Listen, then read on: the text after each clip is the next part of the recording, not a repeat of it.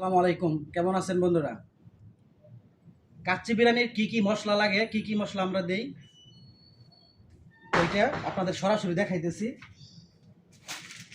কাবাব চিনি কাচ্চি বিরিয়ানিতে ইউজ করা লাগবেই।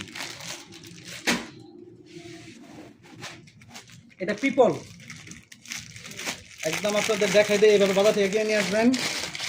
এটা হচ্ছে পিপল, কাচ্চি বিরিয়ানির অন্যতম একটা মশলা। পিপল আর কি আছে,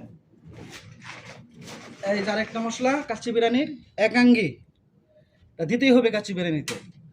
তা না হলে ভালো কাচ্চি মানে ভালো মানের কাচ্চি হবে না। আর এটা তো আপনারা চেনেন,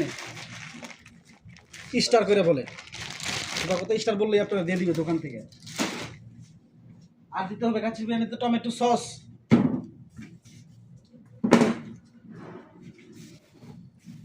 কাঁচা জিরা, এটাকে ফ্রাই করে ব্লেন্ডার করব, একটা আলাদা একটা ফ্লেভার আসবে। এটা চিকন জিরা, কাঁচা জিরা বা দেশি জিরা যেটাই বলেন।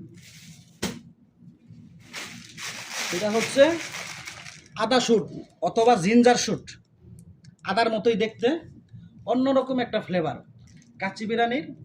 এটা আরেকটা মশলা।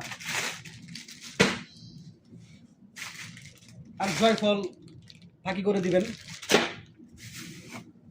এরপরে চীনাবাদাম, পুস্তুদানা, হোয়াইট পেপার অথবা সাদা গোলমরিচ, কাচ্চি বিরিয়ানির মশলা, বা রুস্টেও দেওয়া যায়, সমস্যা নেই। এলাচ সবাই চিনেন। এটা হচ্ছে কাজু বাদাম। আর এইখানে একটা জিনিস, এই মশলাগুলো আপনাদেরকে দেখাইলাম, এই মশলাগুলো আমার কিন্তু পাউডার করা, মানে ফাঁকি করা আছে। এই যে দেখেন লেখা আছে কাচ্চি পাউডার। এটা কত, 14/9/25। আমি কালকে এটা ইউজ করব, এক মাস আগে এটা ফাঁকি করে রাখছিলাম।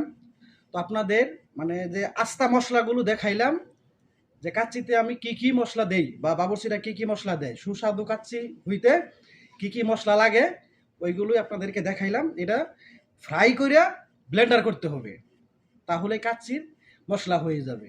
এরকমভাবে আপনাকে কেউ বলে দিবে না যে কাচ্চিতে কি কি মশলা দেয়, কোনো বাবুর্চি বলে দিবেন, আমি গ্যারান্টি।